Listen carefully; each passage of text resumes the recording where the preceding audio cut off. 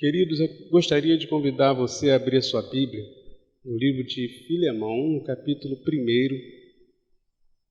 Vamos ler apenas alguns versículos da saudação que Paulo faz a este irmão a quem ele dirige essa pequena carta. Filemão. Só tem um capítulo mesmo, né? Primeiro e único capítulo. No versículo 1 em diante. Amém?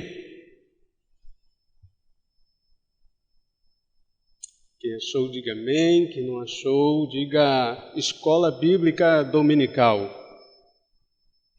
Glória seja dada ao nome do Senhor. Paulo, prisioneiro de Jesus Cristo, e o irmão Timóteo, ao amado Filemão, nosso cooperador, e a nossa amada Áfia, e a Arquipo, nosso camarada, e a igreja que está em sua casa.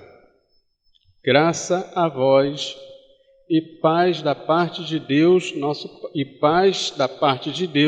Pai e de nosso Senhor Jesus Cristo. Amém? Irmãos, por favor, podem tomar seus assentos.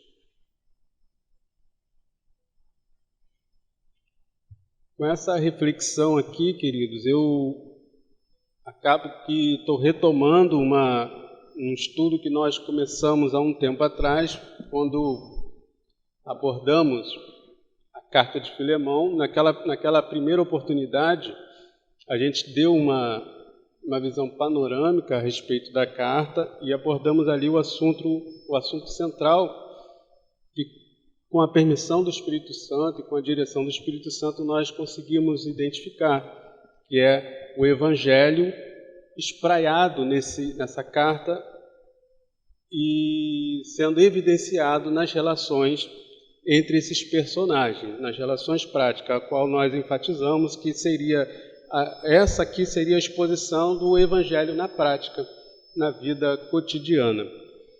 E nessa oportunidade que agora se concretiza, nós vamos estar começando a analisar algumas partes, alguns versículos, algumas passagens dessa importante carta. Começamos pela saudação. Lembrando que Paulo, nessa oportunidade aqui, ele se identifica de uma maneira muito, digamos assim, muito peculiar.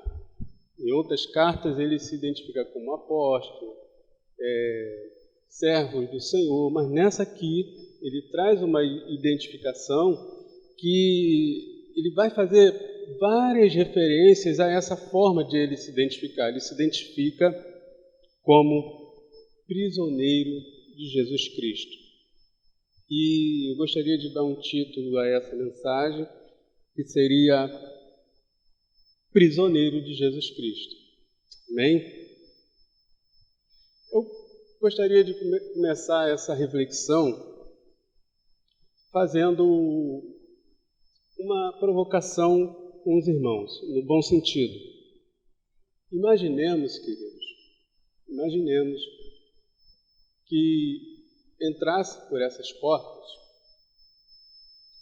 uma grande personalidade pública do meio evangélico brasileiro hoje, na nossa atualidade. Vamos fazer esse rápido exercício. Uma importante personalidade do meio evangélico da nossa atualidade, evangélico brasileiro.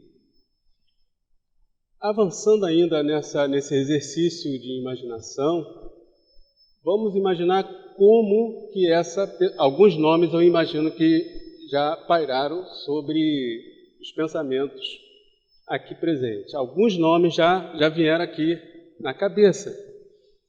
Como essa personalidade chegaria? Possivelmente estacionaria um carro blindado ali fora, certo? Provavelmente entraria acompanhado de alguns seguranças. Afinal de contas, a gente está falando de uma celebridade do meio evangélico, uma personalidade, uma pessoa pública. Possivelmente, essa pessoa entraria aqui com um terno cortado ali sob medida, de tecido de alto luxo, estaria portando, estaria usando, vamos dizer assim, joias, estaria com toda a pompa. Provavelmente seria assim a chegada desse personagem. É assim que normalmente a gente, infelizmente, observa. Algumas personalidades, quando vão nesses encontros, quando vão nesses congressos que fazem por aí, chegam dessa forma. Quando não, de jatinho particular, envoltos a muita pompa, envoltos a muito holofote, a muita luz. Certamente, queridos, esse lugar estaria lotado. Muita gente iria entrar por essas portas para ver e ouvir essa personalidade.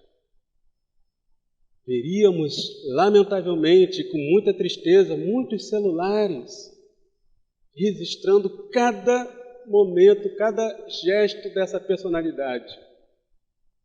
Culto, que culto? Para que culto?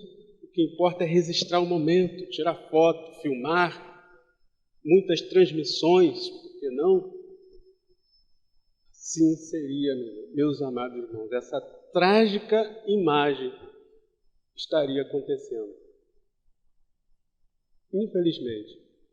Eu não jogo isso na conta dos queridos irmãos que aqui estão, que aqui congregam, que são bíblicos, mas eu jogo esse lamentável evento, assim podemos dizer, na conta de muitos visitantes, às vezes pessoas que se dizem cristãs. Pois bem, esse seria o cenário da vinda, da participação, e este é o cenário da participação dessas celebridades evangélicas nos muitos eventos que por aí acontecem. Interessante, irmãos, que meditando nessa porção que o Espírito Santo nos direcionou para refletir nessa noite, nós podemos ver um nítido contraste de referência, um nítido contraste de postura, um nítido contraste de comportamento. Nós estamos falando também nesta passagem do que poderia ser chamado após Jesus Cristo, da pessoa mais proeminente, com a pessoa com mais visibilidade na cristandade nos seus primeiros anos. Estamos falando do apóstolo Paulo. Interessante que o apóstolo Paulo, com toda a autoridade que Deus lhe conferiu, com toda a importância que o Senhor lhe permitiu ter, afinal de contas, dos 27 livros do Novo Testamento, a maioria foi escrito pelo apóstolo Paulo. Mas aqui, irmãos, contrastando com esse cenário caótico que nós imaginamos aqui nessa noite, que infelizmente acontece, que infelizmente é a rotina dos nossos dias, contrastando com isso, nós vemos um homem de Deus se identificando como prisioneiro. Ele não se identificou como grande apóstolo, ele não se identificou como alguém importante, ele não se identificou como uma personalidade pública do meio cristão da sua época. Ele se identificou como prisioneiro de Cristo. Ao evocar essa imagem de prisioneiro, ao trazer para si, ao se identificar como prisioneiro, Paulo passa a largo, o apóstolo Paulo passa a distância, passa ao largo dos holofotes, passa a anos-luz da bajulação, passa a muita distância do envaidecimento. Paulo, ao se identificar como um prisioneiro de Cristo, ele vai dizer, irmãos, que o padrão estabelecido pelo Espírito Santo, que o padrão estabelecido pelo Senhor da igreja, o Senhor Jesus, é um padrão de humildade, é um padrão de submissão e, acima de tudo, queridos, é um padrão de autonegação, de sofrimento. Não é um padrão de holofote,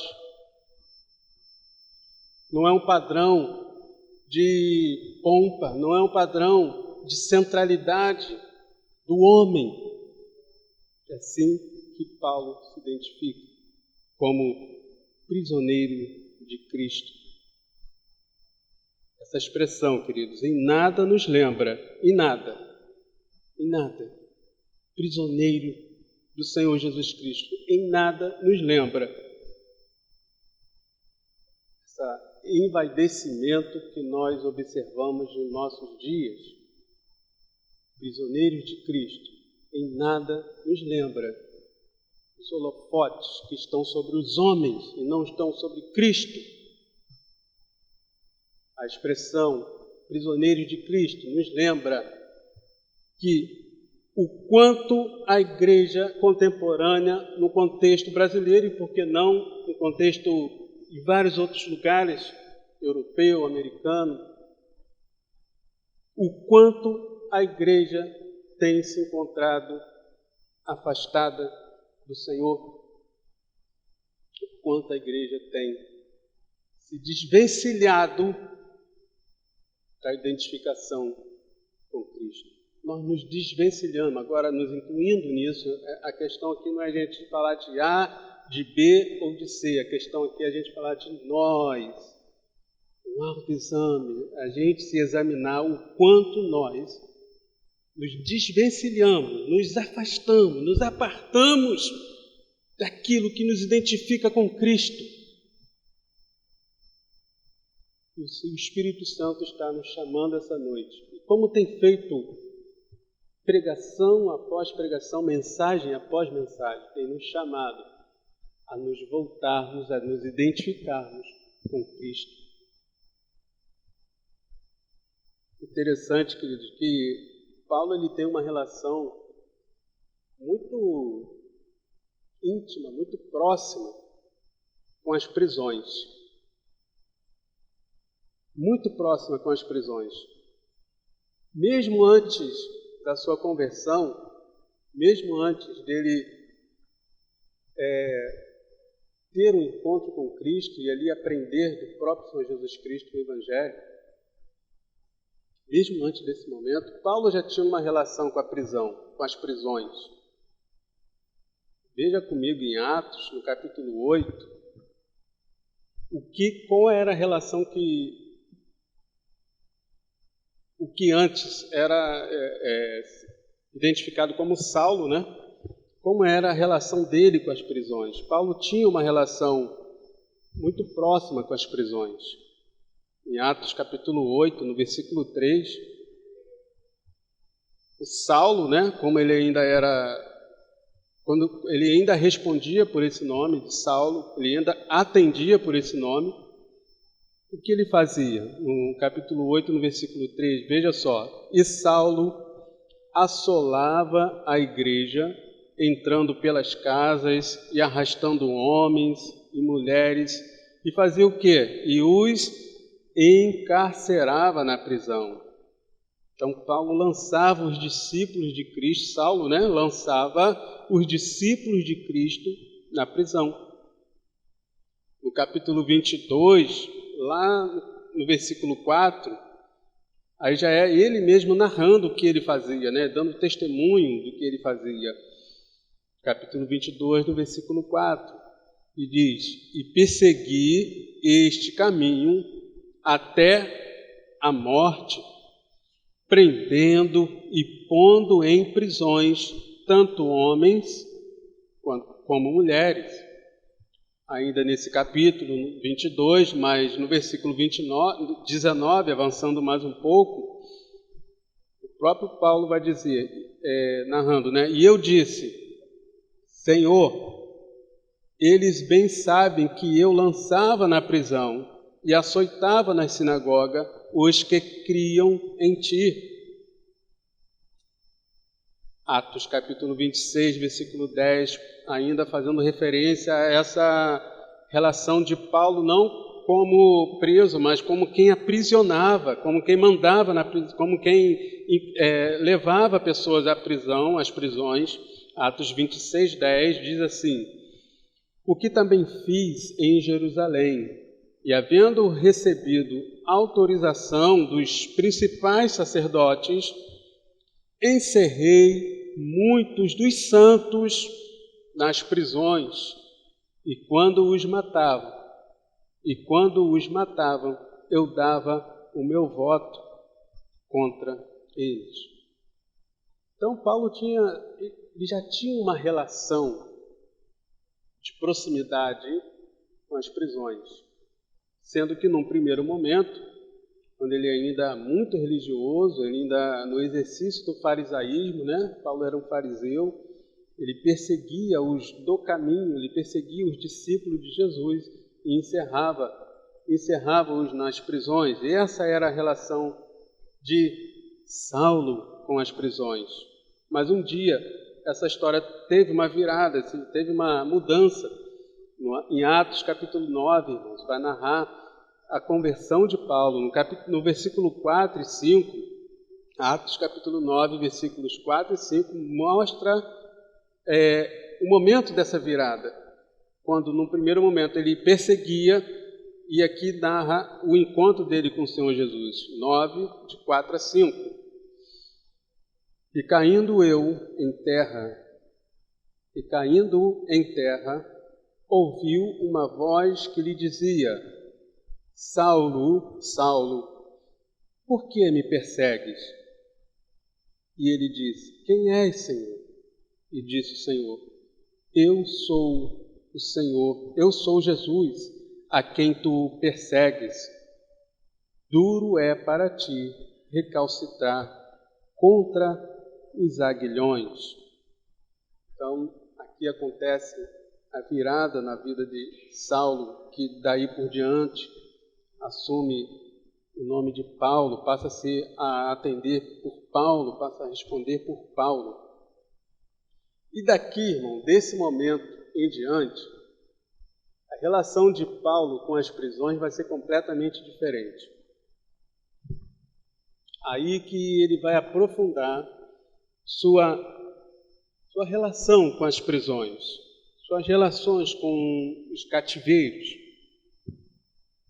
Veja bem, algo muito curioso, antes da gente falar das prisões de Paulo, é que foi justamente na sua última viagem para Jerusalém, foi justamente uma prisão que Deus usou para livrar Paulo possivelmente de uma condenação precoce, até mesmo de uma morte precoce. Lembrando que Paulo tinha sido avisado para não ir a Jerusalém, foi orientado, mas ele foi.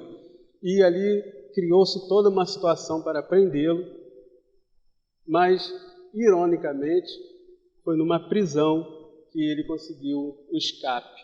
Esse fato está relatado em Atos, no capítulo 21. Vamos dar uma olhadinha? Atos, capítulo 21, nos versículos 33 e 34. Um fato curioso da vida de Paulo e da sua relação e das suas relações com as prisões.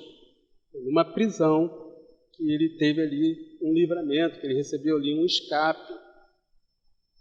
No Atos, capítulo 21, 33 e 34. Então, aproximando-se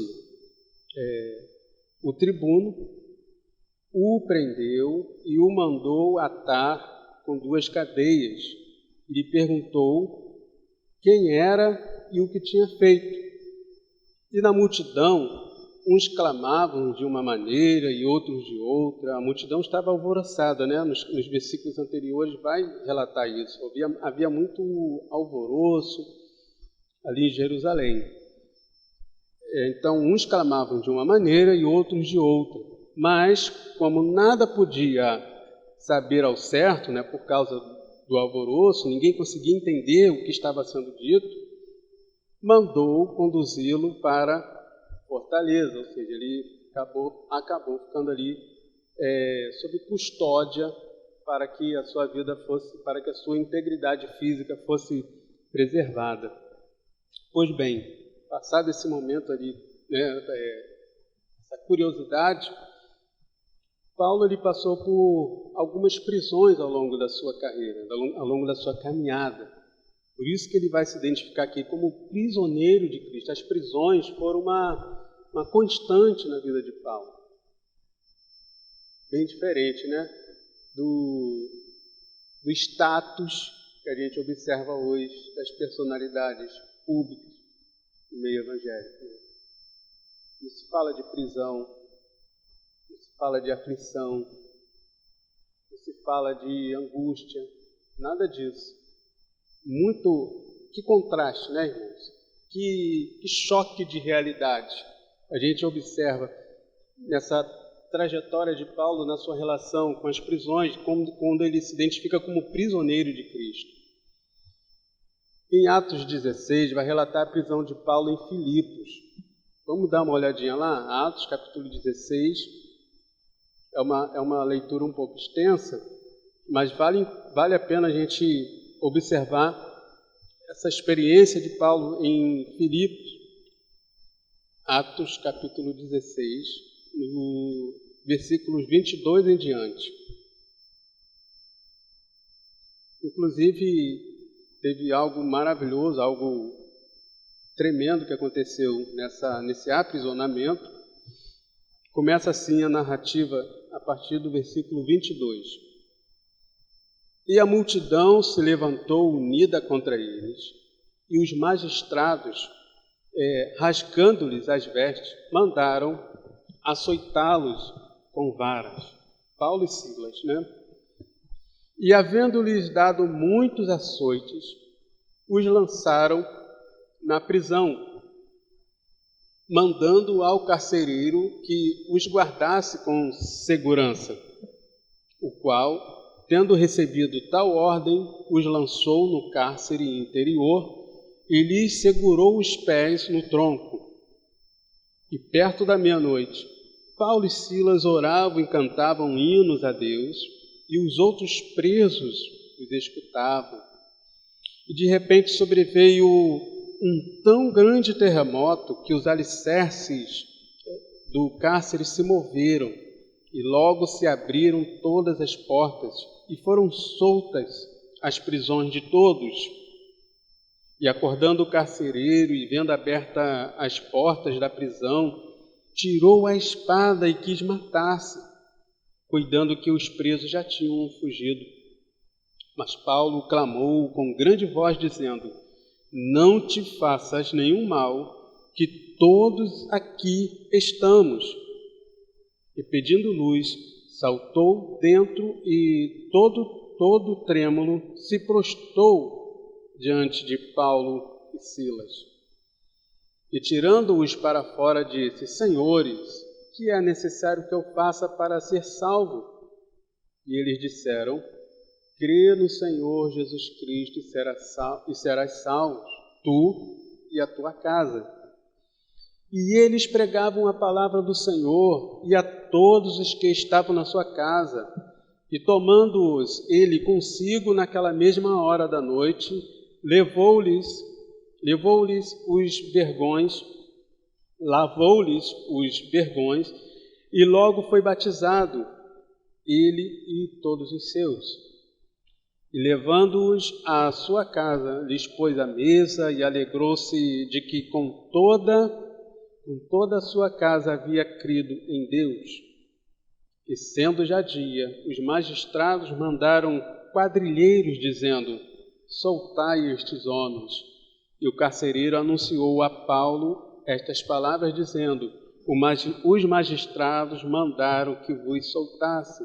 Agora, pois, saí e ide em paz.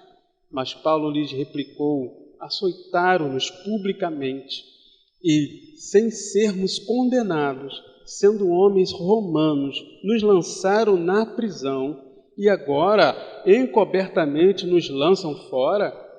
Não será assim, mas venham eles mesmos e tirem-nos para fora.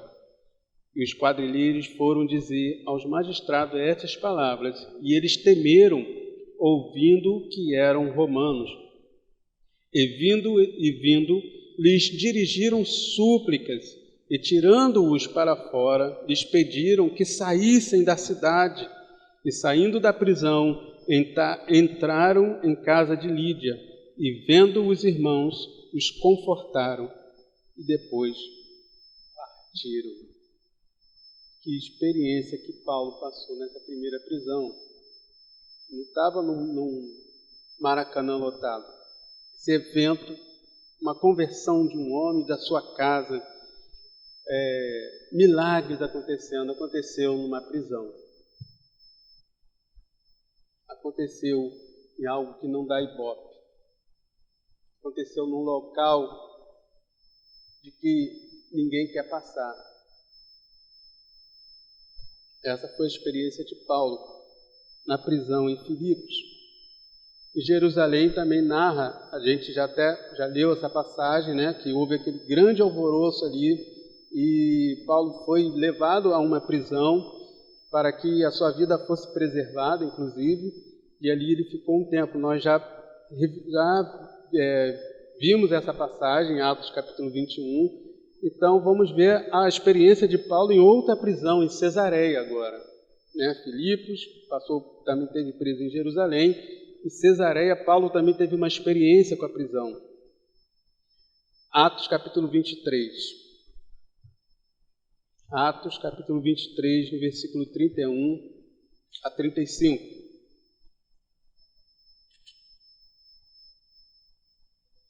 Tomando, pois, os soldados a Paulo, como lhes fora mandado, o trouxeram de noite a Antipátride. E no dia seguinte, deixando aos de cavalo irem com ele, tornaram à fortaleza, os quais, logo que chegaram a Cesareia e entregaram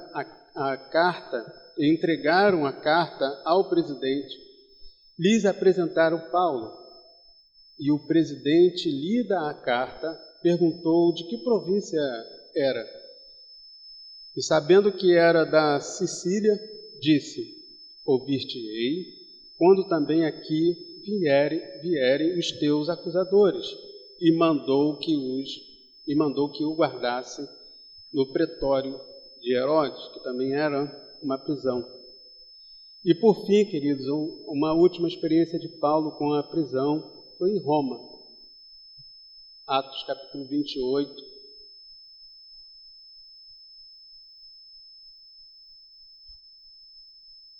Atos capítulo 28, no versículos 16, depois o 30 e o 31. E diz assim: logo que chegamos a Roma, o centurião entregou os presos ao capitão da guarda, mas Paulo se lhes permitiu morar por conta própria com um soldado que o guardava. Né? Paulo ali teve a liberdade, né, entre aspas, né, vamos assim dizer, de cumprir essa prisão numa prisão domiciliar, uma residência que ele alugara. No versículo 30 e no 31 ele vai encerrar assim: e Paulo ficou 2 anos inteiros na sua própria habitação que alugara e recebia todos quanto vinham vê-lo, pregando o reino de Deus e ensinando com toda a liberdade as coisas pertencentes ao Senhor Jesus Cristo, sem impedimento algum. Então, nessa passagem nós vimos a relação de Paulo com a prisão, sendo que algumas dessas prisões retiveram apenas o físico do apóstolo, apenas o corpo, o qual nós podemos dizer que essas prisões são, na verdade, prisões que abriram portas. Veja, por exemplo, aqui, nessa mesma passagem, em que Paulo ficou 2 anos inteiros ali, né, numa casa que ele alugou, e ali ficou em prisão domiciliar, e ali ele recebia amigos, ali ele recebia os companheiros. Possivelmente foi nessa experiência aqui que ele conheceu Onésimo, a quem ele recomendou que Filemão o recebesse de volta. Foi nessa experiência que provavelmente a carta de Filemão foi escrita junto com outras cartas, Colossenses também. Inclusive Filemão e Colossenses argumentam-se que foi levada pelo mesmo emissário, pela mesma pessoa. Então, são prisões que, na verdade, abriram portas. Olha só, no 31, pregando o reino de Deus e ensinando com o quê, irmãos? Com toda liberdade. As prisões, queridos, físicas podem amordaçar o físico, mas não podem amordaçar o evangelho. O inferno, ele pode tentar fechar paredes, pode tentar interromper o funcionamento de instituições, pode interromper o funcionamento de locais, mas o inferno jamais pode parar a igreja do Senhor Jesus.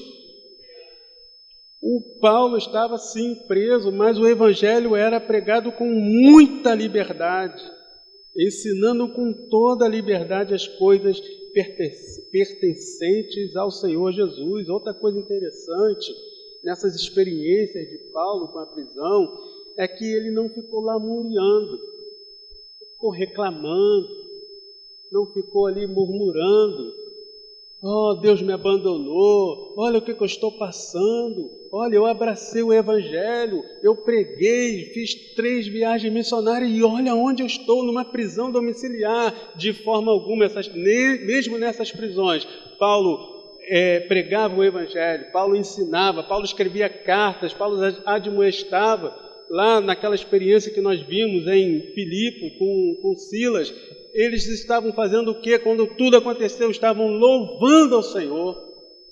Então, nessas prisões, querido, a relação do servo de Deus com as prisões, a relação do servo de Deus com as aflições, a relação do servo de Deus com as angústias, com as tribulações, é uma relação de confiança, é uma relação de alegria, é uma relação de regozijo, é uma relação de comprometimento com a palavra e com o evangelho.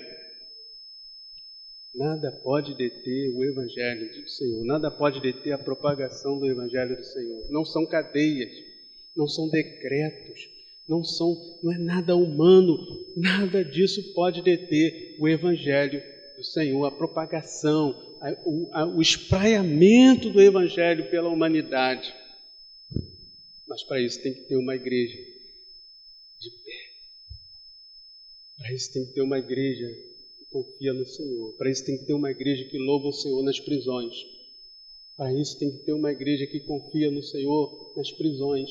Para isso tem que ter uma igreja que pregue a palavra do Senhor nas prisões, que não se deixa abater, que não se encurva perante os poderes que estão aí, seja do inferno e seja humanos. A igreja do Senhor não pode ser, as portas do inferno não podem prevalecer. A igreja do Senhor ela não pode ser detida pelas portas do inferno. Amém? Então e Paulo tinha essa relação com as prisões. As prisões não aprisionavam o evangelho, não aprisionava a palavra. Ele estava ali, retido, mas dali ele escrevia, dali ele orava, dali ele louvava, dali ele admoestava, dali ele orientava os pastores, a qual ele tinha jurisdição. São prisões que abrem portas, irmãos. E ele mesmo vai dar testemunho dessa situação, como essas prisões abriram portas, quando ele escreveu aos irmãos de Filipenses, no capítulo 1, irmão, no versículo 13 e 14, ele vai falar disso. Filipenses, capítulo 1, 13 e 14. Diz o seguinte: de maneira que as minhas prisões em Cristo foram manifestadas por toda a guarda pretoriana. Amém? e por todos os demais lugares. E muitos dos irmãos no Senhor, tomando ânimo com as minhas, aleluia, irmão, com as minhas prisões, ousam falar a palavra mais confiadamente, sem temor. Muitos irmãos, ao saberem das prisões de Paulo, se sentiam mais ousados para pregar o Evangelho, irmão. Eles não se sentiam intimidados. Olha, Paulo foi preso. Gente, sabe quem foi preso? Timóteo. Meu Deus, acabou. Não, irmão, ao saberem dessas prisões, ao tomarem conhecimento dessas aflições, eles se sentiam estimulados a continuar pregando. Eles se sentiam estimulados a continuar fazendo a obra do Senhor. Eles se sentiam estimulados, irmãos, a levar o Evangelho de Cristo adiante, confiadamente e sem temor. Eles sabiam quem eles criam, como a semelhança de Jó. Em Efésios, capítulo 6, Paulo também vai dar um testemunho dessas prisões que libertam, dessas prisões que abrem portas, dessas prisões que, na verdade, se tornam caminho de expansão do Evangelho. Efésios 6, 20. Diz assim: pelo qual sou embaixador em cadeias. Tá? Então ele está fazendo a referência dele nas prisões, embaixador em cadeias, para que possa falar dele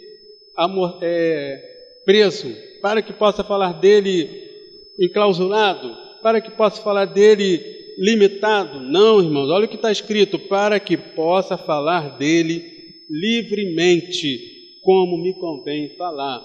Então são prisões, essas prisões abrem portas, são prisões que abrem caminhos, são prisões que dão acesso, são prisões que não param a igreja, são prisões que não barram o Evangelho de chegar até os confins da terra. O que aconteceu, para a glória de Deus, fato é que nós estamos aqui hoje, graças a esse Evangelho que foi pregado mesmo em prisões, e até, por que não dizer, a partir das prisões. E quando Paulo fala, irmãos, além dessas prisões serem meios de expansão, meios de divulgação do Evangelho, Paulo, quando fala de prisioneiro de Cristo, ele resgata a noção de que das aflições de Cristo. Paulo, ao se identificar como prisioneiro de Cristo, ele se identifica com as aflições de Cristo. Ele traz à memória as aflições de Cristo. Veja comigo, vou ler rapidinho só para a gente ganhar tempo, mas os irmãos depois podem acompanhar essas referências, anotem. 2 Coríntios 6, capítulo 6, versículo 4 e 5, diz assim: antes, como ministro de Deus, tornando-nos recomendáveis em tudo, na muita paciência, nas aflições, nas necessidades, nas angústias, nos açoites, nas prisões, nos tumultos, nos trabalhos, nas vigílias, nos jejuns. Ele faz essa referência das aflições, e como esse aprisionamento o identifica com as aflições de Cristo. Na segunda epístola aos Coríntios, no capítulo 11, onde ele vai fazer uma defesa do seu apostolado, veja que interessante, a partir do versículo 23, ele diz assim: são ministros de Cristo, ou seja, falando dos seus opositores, né, se referindo aos seus opositores, aqueles que questionavam o seu apostolado, falo como fora de mim, eu ainda mais, se eles são ministros, eu ainda mais, em trabalhos, muito mais, em açoite, muito mais do que eles, em prisões, muito mais, em perigos de morte, muitas vezes, recebi dos judeus 5 quarentenas de açoites, menos 1, 3 vezes fui açoitado com varas, 1 vez fui apedrejado, 3 vezes sofri naufrágio, 1 noite e 1 dia passei no abismo, em viagens muitas vezes, em perigo de rios, em perigo de salteadores, em perigo da minha nação, em perigo dos gentios, em perigos na cidade, em perigos no deserto, em perigos no mar, em perigos entre os falsos irmãos, em trabalhos, em fadiga, em vigílias muitas vezes, em fome, em sede, em jejum muitas vezes, em frio e nudez. Além das coisas exteriores, me oprime cada dia o cuidado de todas as igrejas. Quem enfraquece, que eu também não enfraqueça. Quem se escandaliza, que eu não me abrase. Então, Paulo fazendo referência aos seus muitos sofrimentos, como essas prisões o levava a sofrer. Em Colossenses, no capítulo 1, no versículo 24, Paulo vai dizer: regozijo-me agora no que padeço por vós, e na minha carne cumpro o resto das aflições de Cristo pelo seu corpo, que é a igreja. Então ele identifica essas prisões, irmãos, como sendo o cumprimento do resto das aflições de Cristo. Por quem? Pela sua fama, pelo seu nome, por alguma coisa que ele fez de errado? Não, pela sua igreja, pela igreja do Senhor, por amor ao Evangelho. Em Timóteo, Paulo vai chamar Timóteo a se aproximar, a assumir também essa postura, a se achegar a essas aflições. Portanto, não te envergonhes do testemunho do nosso Senhor, nem de mim, que sou prisioneiro seu. Antes, participa de quê, irmão? Das aflições do Evangelho segundo o poder de Deus. No capítulo 2, no versículo 3 ainda, em Timóteo. Tu, pois, Paulo convida Timóteo, Paulo instiga Timóteo, Paulo chama Timóteo. Tu, pois, sofre as aflições como bom soldado de Cristo. E ele vai fazer, irmãos, várias referências a essas prisões, como sendo as aflições de Cristo, como participando das aflições de Cristo. Então, meus queridos irmãos, quais seriam então as implicações de nós, assim como Paulo, nos identificarmos como prisioneiros por Cristo? Quais seriam essas implicações? O que essas prisões, o que esse ser prisioneiro por Cristo, prisioneiros pelo Evangelho, prisioneiros do Evangelho, nos torna? Nos identifica com o Senhor, nos identifica com o esvaziamento do Senhor Jesus, nos identifica com a humildade do Senhor Jesus. A prisão não tem holofote, como eu já disse no início, a prisão não tem vaidade. Nos identifica com a humildade, nos identifica com a obediência. Paulo seguiu firme, obediente ao projeto, ao mandamento do Senhor, ao plano do Senhor, à obra do Senhor, àquilo que ele foi arregimentado como bom soldado de Cristo. Em outras passagens ele vai dizer: combati o bom combate. Ele esteve em obediência. Então essas prisões implicam em sermos identificados com Cristo em obediência, em esvaziamento, nos esvaziar de nós mesmos, da nossa vaidade, do nosso orgulho, daquilo que nós almejamos como sendo alto padrão humano.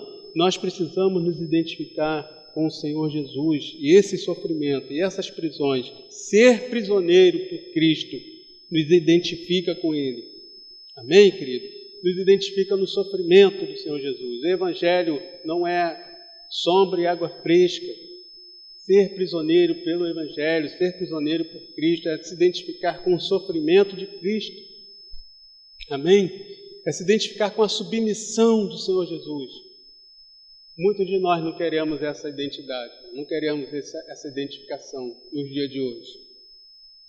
Nós queremos nos identificar com a fama, queremos nos identificar com o que dá certo, mas não queremos nos identificar com o sofrimento, com a submissão, com a obediência, com o esvaziamento, o aprisionamento, quando nos chamamos de prisioneiros pelo Evangelho, prisioneiros por Cristo. Nos identificamos com isso. Só que, assim como o Evangelho não é só vitória, né? O Evangelho também, irmão, não é só derrota. Há triunfo. Há triunfo.